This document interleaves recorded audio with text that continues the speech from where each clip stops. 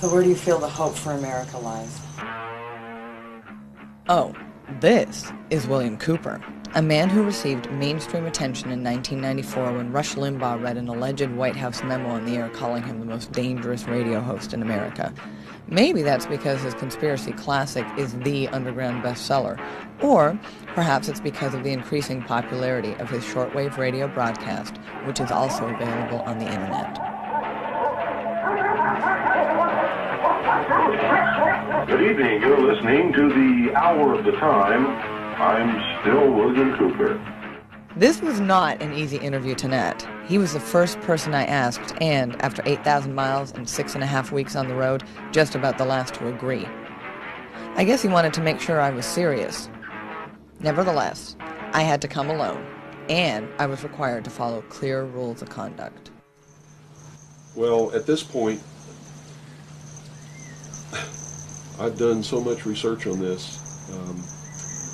I have to tell you, there's only one way this is going. There's going to be a civil war in this country.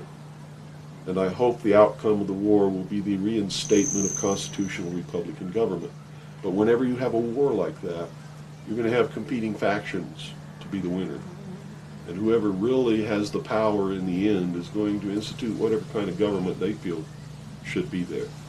There are people in this country who believe that a religious theology or theocracy should prevail.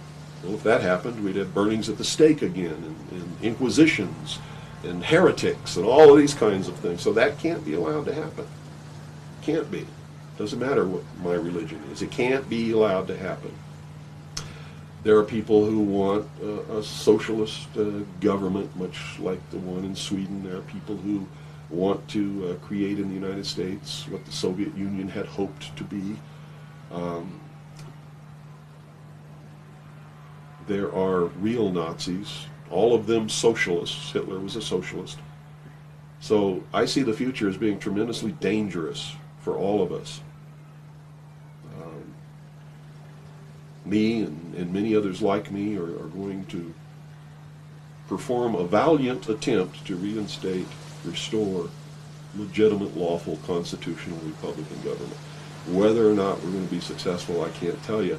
But I will tell you that once this war starts, it's going to be terrible, it's going to be bloody, and it'll last for 10 or 15 years. That's the nature of this kind of conflict. If you look around at all these mountains around here, there's enough guns, ammunition, supplies, clothing, and food buried in these mountains to support an army for 15 years. And I don't think the American people realize that they're on the brink of a civil war. You see, there are many of us who took an oath when we went in the armed forces, and we meant it. We volunteered. We weren't drafted. We care about this country. And the oath was to protect and defend the Constitution against all enemies, foreign and domestic. And we will fulfill that oath, even if it means we die in the process of doing it. It's that simple.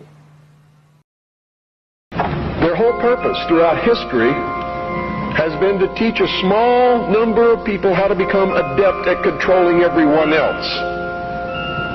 Their goal is to destroy all existing religions save theirs, all existing governments save theirs, and shackle the mob in a system of eternal oppressive debt chained to a computer for the rest of their life, and a propagandized world to make them believe that they are happy in this system.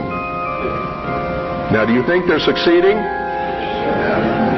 Haven't I described to you just now exactly what is going on in the world today? Yes, they're succeeding. They're succeeding because the American people don't understand their enemy. They don't even know what's happening. There's a method to their madness. There's really not much method to yours, because you're operating from a place of ignorance, and until you change that, you're going to be bumbling around, bumping into each other, saying and doing the wrong things, not understanding the nature of your enemy. And if you don't understand the nature of your enemy and the weapons they use, you cannot fight that enemy. You can't fight the battle. You shouldn't even be on the battlefield. That's why you're losing the war. And don't tell me you're not, because I'm in a place of great knowledge about who's winning and who's losing this war.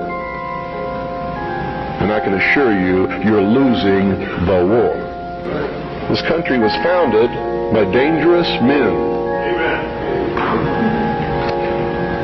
And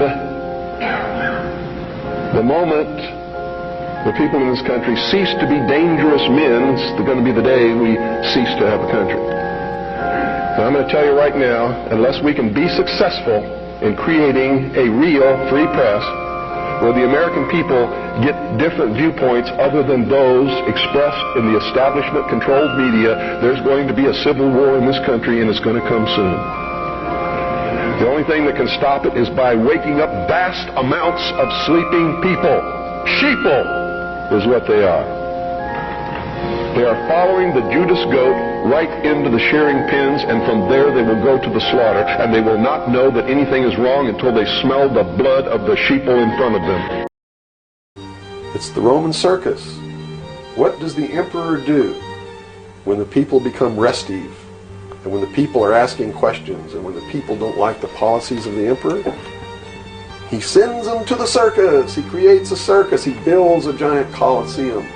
And he begins to throw the Christians to the lions. He has great chariot races and football games and basketball games, all to keep the idiots preoccupied with things that don't mean anything in the scheme of the entire world, so that they don't have the time to learn what the truth is, so they don't ever get smart enough to learn how they're being manipulated, so they don't ever question the emperor. That's why they pay a player on a football team or a baseball team $1 million or $2 million or $3 million a year. It is the Roman circus.